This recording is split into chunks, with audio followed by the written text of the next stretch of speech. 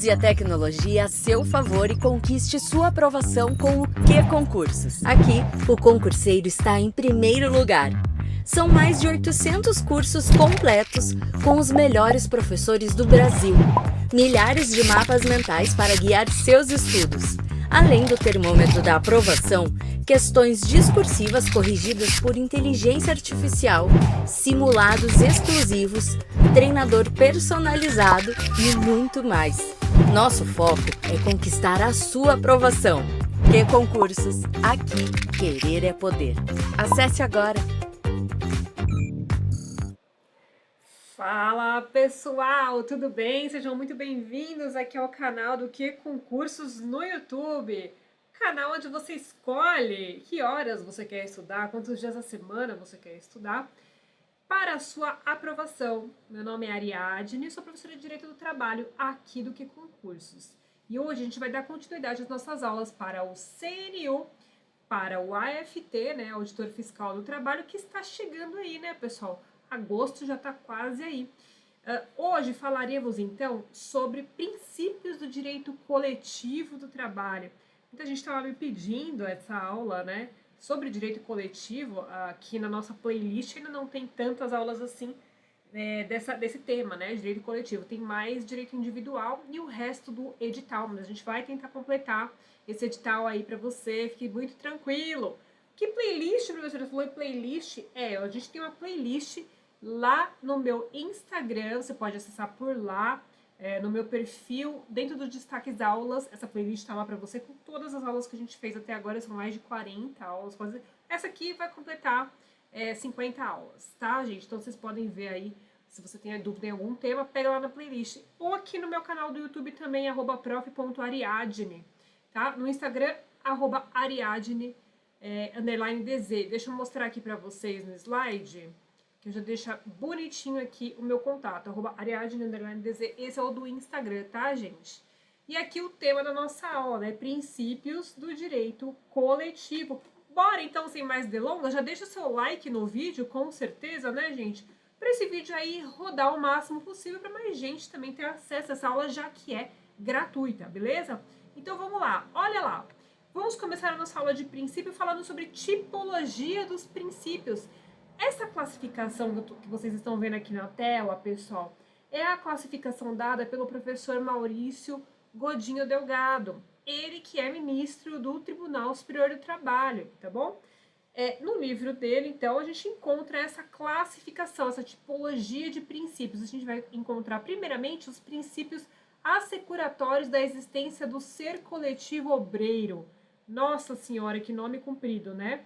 Nessa tipologia aqui estão inclusos a liberdade associativa e sindical e a autonomia sindical. Depois a gente vai ver os princípios regentes das relações entre os seres coletivos trabalhistas, né? A interveniência sindical nas normas coletivas vai ser o primeiro, depois a gente vai ter equivalência dos contratantes coletivos, a lealdade e transparência nas negociações. E, por fim, veremos os princípios relativos aos efeitos das normas no âmbito coletivo e comunidade jurídica. Então, aos efeitos das normas, a gente vai ter dois princípios: criatividade jurídica, né, negociação coletiva, e adequação setorial negociada.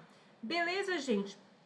Vamos lembrar, então, antes da gente começar a falar de princípios, que nós temos aqui na parte de direito coletivo, não temos mais o trabalhador e o empregador, não temos essas duas figuras. Agora a gente tem o empregador como empresa e o sindicato, ou várias empresas e o sindicato representando a categoria profissional, ou ainda um sindicato representando a categoria econômica das empresas e outro sindicato representando, então, a categoria profissional dos trabalhadores.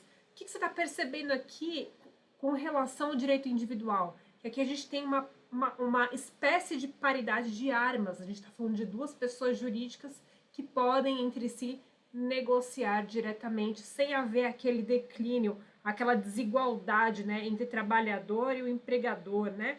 Beleza, gente? Então vamos para o primeiro princípio aqui, porque essa aula é mais curta, né? Essa aula é mais curta, então vamos passar para o primeiro princípio. Vamos lá. Princípio da liberdade associativa e sindical. O que é esse princípio, pessoal? O que significa isso? Coloquei um resuminho para você aqui no slide, ó. Ele garante a liberdade de criação e participação em organizações sindicais sem o quê? Sem interferência do Estado ou do empregador. Onde está isso, gente? Está na Constituição Federal, no artigo 8º. É livre associação profissional sindical, observado o seguinte, olha o que diz o inciso 5. Ninguém, eu repito, ninguém será obrigado a filiar-se ou manter-se filiado a sindicato. Princípio da liberdade associativa e sindical. Vocês vão perceber, gente, que muitos desses princípios estão fundamentados na Constituição Federal, maiormente no artigo 8º, o 7º também, mas mais o 8º, que fala especificamente dos sindicatos, da negociação coletiva, dos entes coletivos. É muito forte essa parte principiológica da Constituição Federal, então eu recomendo fortemente que você leia pelo menos o 8º da Constituição Federal para você saber do que eu estou falando, né, gente? Tá bom? Então vamos lá, com relação ao princípio da liberdade associativa, o que a gente pode falar aqui, né? Esse princípio ele assegura que os trabalhadores têm direito de formar um sindicato, de se juntar, se filiar a um sindicato ou de se abster de se filiar a um sindicato. Veja que é um conceito bastante amplo, né? Beleza, sem que isso implique em coerção por parte do Estado. Ele é livre para fazer isso, tá? Sem que isso implique coerção por parte do Estado ou mesmo por parte do empregador, né, gente, tá? Esse direito ele também inclui a liberdade de participar ativamente das atividades sindicais, tá? Então, a Constituição Federal, nesse artigo 8º que eu mencionei para vocês, vai garantir a liberdade sindical, estabelecendo que é livre, portanto, a associação profissional ou sindical. Esse artigo, ele protege tanto o direito de não ser obrigado a se associar, como de não permanecer associado também, né? Qual que é a implicação prática disso? Os sindicatos, eles podem operar como entidades autônomas, né, que representam aí os interesses dos trabalhadores, né? Até aqui todo mundo sabe, né? E ele faz o quê? Ele negocia, para isso, condições de trabalho e de salários, né? Além de outras questões envolvendo aí direitos laborais, direitos trabalhistas, né? Sem qualquer influência ou restrição indevida aí por parte do Estado, né? Então, é essencial para o desenvolvimento de uma relação equilibrada entre trabalhadores e empregadores, porque o objetivo é promover negociações justas e prevenir o quê? Prevenir abusos, né, gente, tá? Esse princípio também da liberdade associativa e sindical é desdobrado em duas facetas. Então, a gente tem a liberdade de associação, que é mais abrangente, né, e se aplica a todos os tipos de associações, e a liberdade sindical específica, que se refere à criação e o funcionamento dos sindicatos propriamente ditos, tá? A liberdade de associação inclui o quê? O direito de formar grupos para representar os interesses coletivos, enquanto que a liberdade sindical foca onde? Na organização dos trabalhadores para representação trabalhista, tá? Beleza? Então vamos supor que eu tenho um grupo de trabalhadores que podem simplesmente decidir formar um sindicato, né? Para negociar melhores condições de trabalho. E aí a gente vê a importância da não interferência do empregador e do Estado. Para quê? Para permitir que esses processos reflitam verdadeiramente a vontade e os interesses dos trabalhadores. Imagina se eu tiver uma influência do Estado aqui, uma ingerência do meu empregador, eu não vou ser livre na minha vontade, né? Então não pode ter esse tipo de interferência. Essas condutas... você já ouviu falar em condutas antissindicais, antes de eu continuar aqui? Lembra disso? Por exemplo, discriminação contra membros do sindicato, interferência na formação dos sindicatos, tentativa de controlar ou influenciar de maneira indevida as atividades sindicais.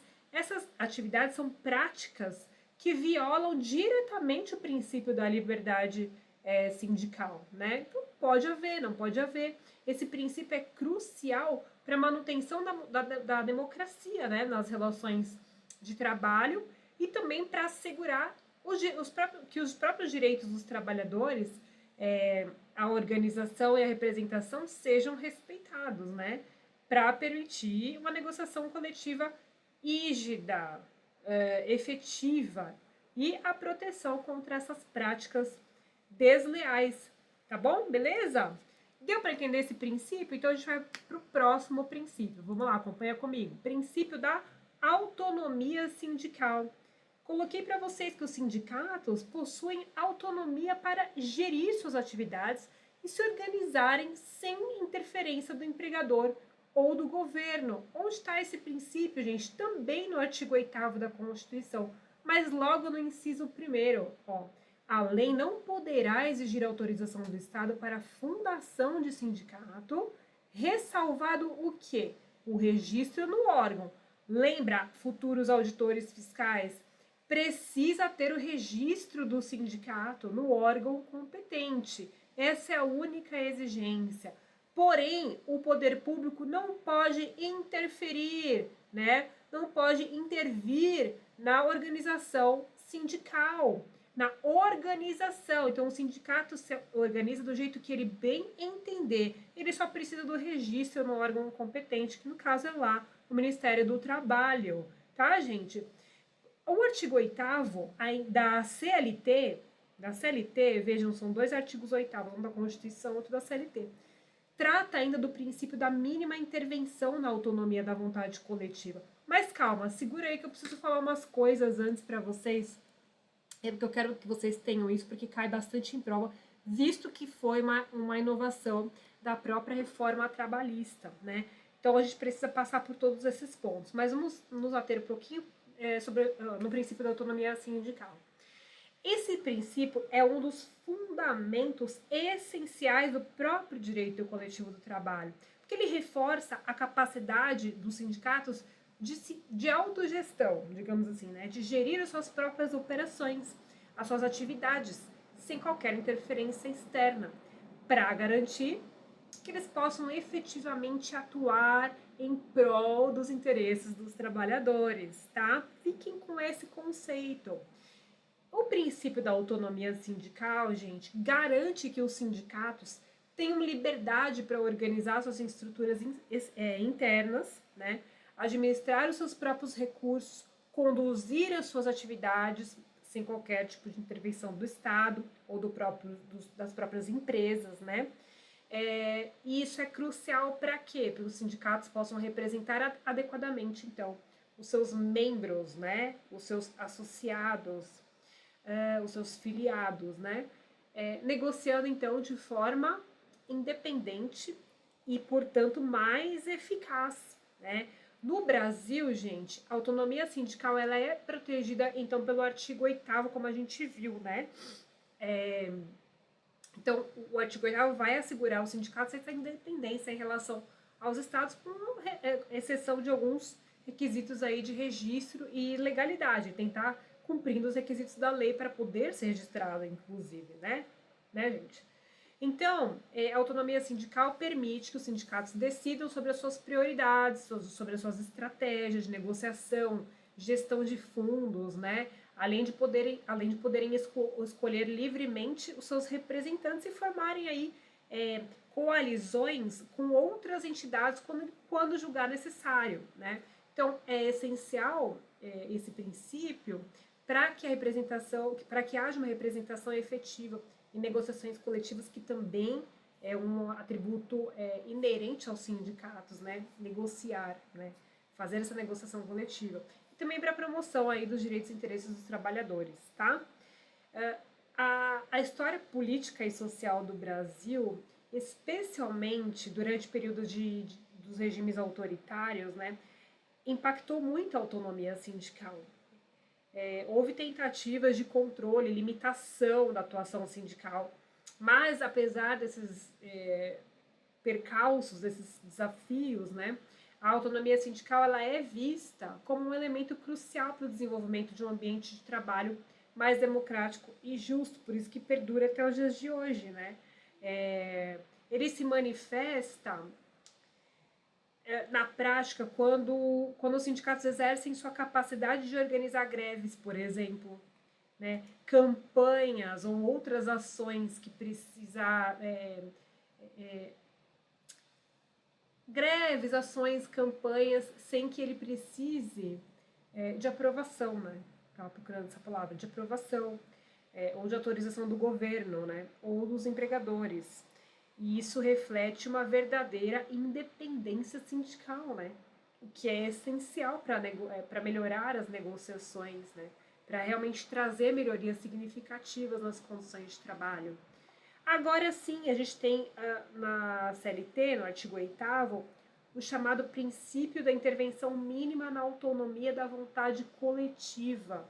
O que é isso? Ele sugere que o Estado e outras entidades externas limitem a sua intervenção nos próprios acordos na autorregulação realizada por meio de negociações coletivas entre sindicatos e empregadores. Esse princípio da mínima intervenção na autonomia da vontade coletiva, em relação aí, ao Estado, né, ele apoia a ideia de que as partes envolvidas em uma relação trabalhista têm capacidade de se organizar em seus próprios interesses, né, e condições de trabalho de maneira mais eficaz e satisfatória do que seria possível por meio de regulamentações estatais detalhadas. Na prática, gente, o que isso significa? Significa que se um caso vier para a Justiça do Trabalho, para um juiz decidir, né, ou mesmo o tribunal, ele não vai poder intervir na forma que isso foi organizado. Ele tem que se limitar a apenas, veja, aqui é um pouco até pernicioso dizer, né? Mas ele tem que se limitar a ver se aquele instrumento normativo está com objeto lícito, se as partes são capazes, aqueles requisitos lá do 104 do CPC, do Código Civil, né? Então, se tem parte capaz, se o objeto é lícito ou possível, somente isso, né? E ele não pode adentrar em como aquilo foi feito ou no próprio conteúdo, tá? Apenas para delimitar se é lícito ou não. Beleza, gente? Então vamos para o slide para você acompanhar aqui comigo. Ó, aí a gente já passa. No exame de convenção coletiva ou acordo coletivo de trabalho, a Justiça do Trabalho analisará exclusivamente a conformidade dos elementos essenciais do negócio jurídico. Foi o que eu falei, respeitado o disposto no 104 do Código Civil e balizará a sua atuação pelo princípio da intervenção mínima na autonomia da vontade coletiva. Então, o Estado, representado pelo juiz, né, o juiz, Estado-juiz, investido nessa condição, ele vai intervir minimamente, portanto, ele só pode analisar, digamos assim, externamente os elementos do próprio negócio jurídico, tá? Conformidade dos elementos essenciais do negócio jurídico coletivo firmado. Tá certo, minha gente? Então vamos passar para o próximo princípio? Ó, agora a gente vai falar do princípio da interveniência sindical na normatização coletiva. Acompanha aí comigo, ó. A negociação de acordos coletivos deve sempre envolver um sindicato que represente os trabalhadores para assegurar que ambos os lados sejam igualmente representados. Interveniência sindical na normatização coletiva. Então, o sindicato aqui é obrigado a participar das negociações coletivas de trabalho. Essa é a essência desse princípio. Interveniência sindical na normatização coletiva. Que normatização coletiva? A norma coletiva, o instrumento coletivo, ou seja, ele participa obrigatoriamente da criação, da negociação coletiva de trabalho para criar essas normas. Tá certo, gente? Não tem segredo, tá? Beleza? Gente, então esse princípio, ele assegura que qualquer negociação coletiva ou criação de normas trabalhistas que afetem um determinado grupo de trabalhadores seja feita com a participação de um sindicato representativo, né? O princípio, ele acaba estipulando, né, que esses sindicatos têm que estar obrigatoriamente envolvidos aí na negociação coletiva, nas negociações coletivas, garantindo que os interesses dos trabalhadores sejam adequadamente representados. Não pode, por sua vez, o trabalhador negociar diretamente com a empresa, salvo disposição legal que a gente sabe que tem, quando é feito, por exemplo, um acordo individual entre a empresa e o trabalhador. Mas aí a gente está falando de outra coisa, tá? A gente está falando de um aspecto intrínseco ao contrato individual de trabalho. Aqui não, aqui é mais específico, aqui a gente está falando de direitos coletivos, de toda a categoria profissional. Portanto, a representação pelo sindicato na negociação coletiva é obrigatória constitucionalmente. Você viu, está lá no artigo 8º, para inciso 6º, né? É obrigatória a participação dos sindicatos, então, nas negociações coletivas de trabalho, tá? Esse princípio, portanto, sendo dessa forma, previne que os empregadores negociem diretamente com os trabalhadores sem a intermediação, a mediação do sindicato, né? O que poderia levar a acordos menos favoráveis para os empregados. Então, a participação do sindicato assegura um equilíbrio de poder, né? E uma negociação mais justa e transparente. Vocês lembram que essa parte de acordo individual foi muito fomentada na pandemia? Que na pandemia, a pandemia foi um evento inesperado, então todo mundo ficou meio que sem saber o que fazer, né? E aí foi surgindo medida provisória atrás de medida provisória, liberando acordo individual entre empregado e empregador, e algumas medidas se converteram em lei e acabou entrando mesmo para o nosso ordenamento. Eu lembro que teve vocês devem lembrar também, diversas ações perante o STF aí, discutindo a legalidade dessas medidas provisórias quanto aos acordos individuais que foram positivados aí posteriormente, né, nesse período pandêmico. Discutia-se muito a legalidade justamente por conta da disparidade entre empregado e empregador. Será que pode firmar esse tipo de acordo? Por exemplo, posso firmar um acordo individual para discutir, não sei, férias, né, fora do período, por exemplo, ou home office, como vai ficar o home office aqui? Eu posso acordar diretamente, não precisa da interveniência do sindicato. Então, isso foi se flexibilizando durante a pandemia e acabou aí integrando o nosso ordenamento jurídico. Beleza? Certo, até aqui tranquilo, né, pessoal? Depois a gente vai ver uma questão, eu vou até deixar uma questão no final, porque acho que não vai dar tempo de eu resolver com vocês, e depois vocês me mandam as dúvidas se tiver alguma dúvida, tá bom? Vamos lá então para a tela? Bom, próximo princípio da equivalência dos contratantes coletivos. Esse princípio, pessoal, da equivalência dos contratantes assegura um equilíbrio nas relações de negociação coletiva entre empregadores e trabalhadores representados por seus sindicatos. Ele estabelece que em uma negociação coletiva, ambas as partes, né, sindicato dos trabalhadores e empregador ou sindicato dos empregadores, né, devem estar em condições de equivalência. Lembra que eu falei no começo da aula? Para garantir que nenhum lado exerça uma dominação injusta sobre outro, né? Para garantir que não haja essa dominação injusta, como pode acontecer no caso do contrato individual de trabalho, em que o trabalhador está lá sozinho negociando com o empregador. Beleza? As relações de negociação entre os representantes dos trabalhadores e dos empregadores têm que ser realizadas de forma de forma que ambas as partes tenham poder de barganha comparável e possam negociar também em pé de igualdade para prevenir situações justamente as que eu falei, né, de imposição de condições desfavoráveis à outra, por exemplo. Esse princípio ele é intrinsecamente ligado às normas gerais de negociação coletiva. Até coloquei aqui e práticas de boa-fé, né? Está intrinsecamente ligados ao princípio da boa-fé. que são justamente normas fundamentais aí para as leis trabalhistas e também para as diretrizes da própria Organização Internacional do Trabalho, para a própria OIT, tá? Então, a aplicação desse princípio da equivalência ele é crucial para garantir que as negociações coletivas sejam justas, claro, né? E que os acordos reflitam aí verdadeiramente a vontade e as necessidades de ambas as partes. Ele, como vocês podem perceber, ele protege especialmente os trabalhadores de práticas coercitivas, né? Abuso de poder por parte dos empregadores, né? Então, vamos supor que tem uma negociação entre um sindicato de trabalhadores, esqueci de pôr para mim, gente, desculpa. Vamos supor que eu tenho uma negociação entre um sindicato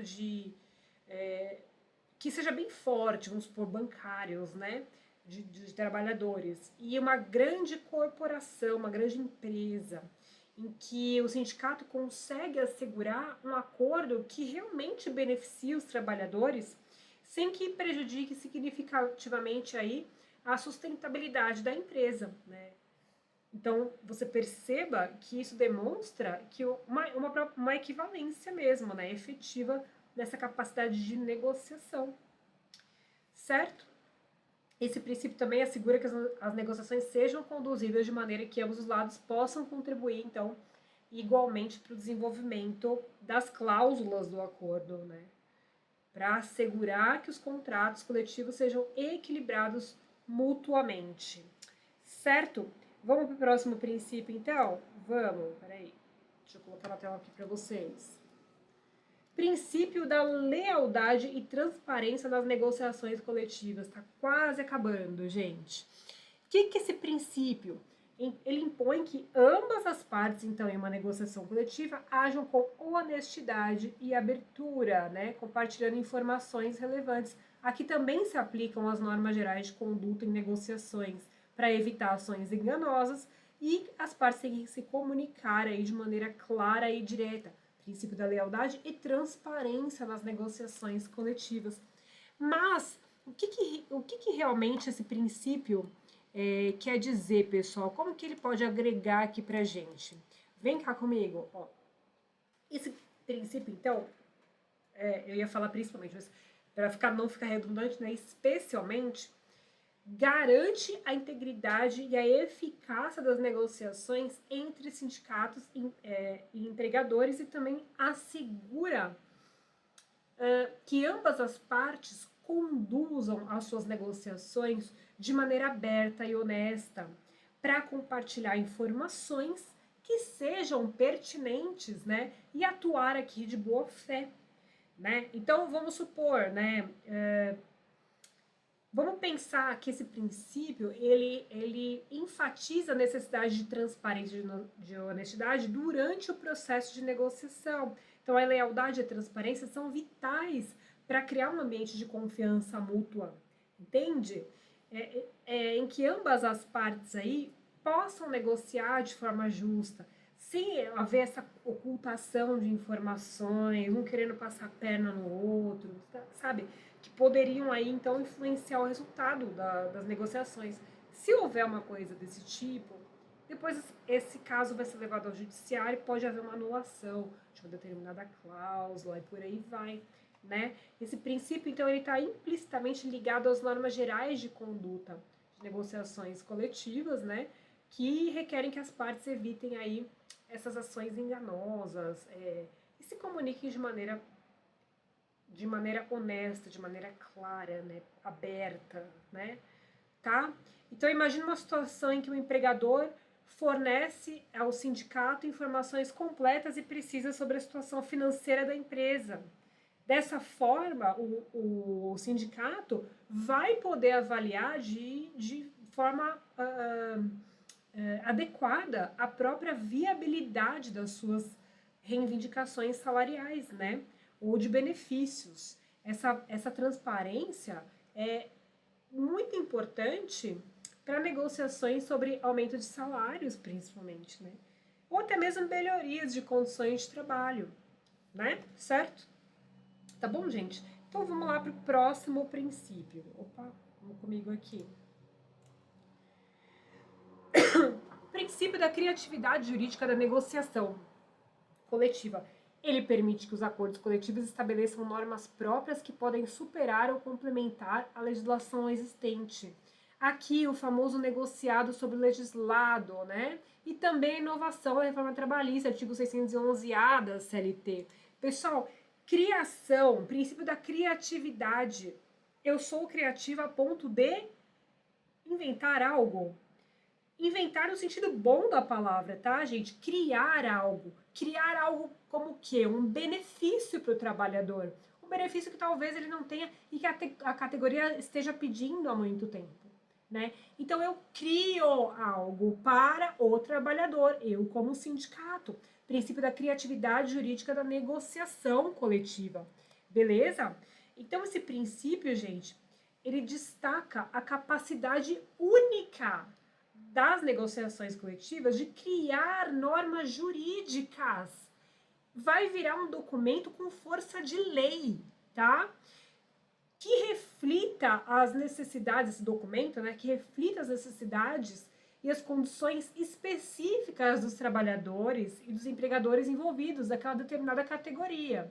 Esse princípio ele vai reconhecer que as convenções e os acordos coletivos podem estabelecer regulamentações que vão muito além das disposições legais padrão, tá? Permitindo aí soluções inovadoras e adaptadas. Hoje, inclusive, nós temos já o nosso STF chancelando a supremacia do negociado sobre o legislado. Coloquei para vocês aí, acompanha aí. O tema é 1046 lá do STF.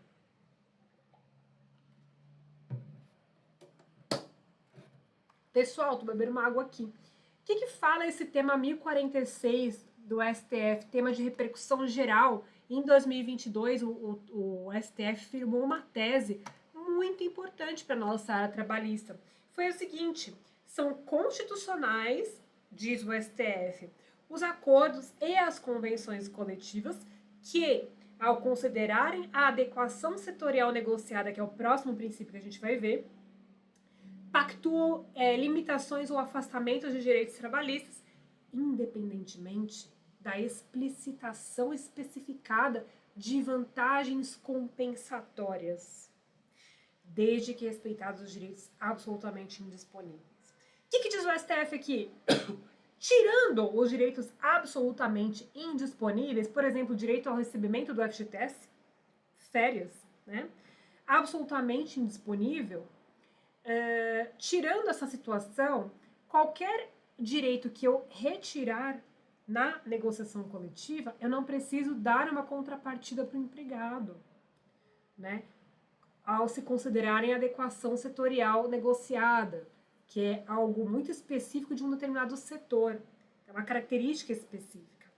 Então, quando forem pactuadas então, essas limitações ou afastamentos de direitos, veja, o tema 1046 fala exatamente isso, de poder limitar ou afastar direitos trabalhistas sem uma contrapartida. Ele fala, independentemente da explicitação especificada de vantagens compensatórias.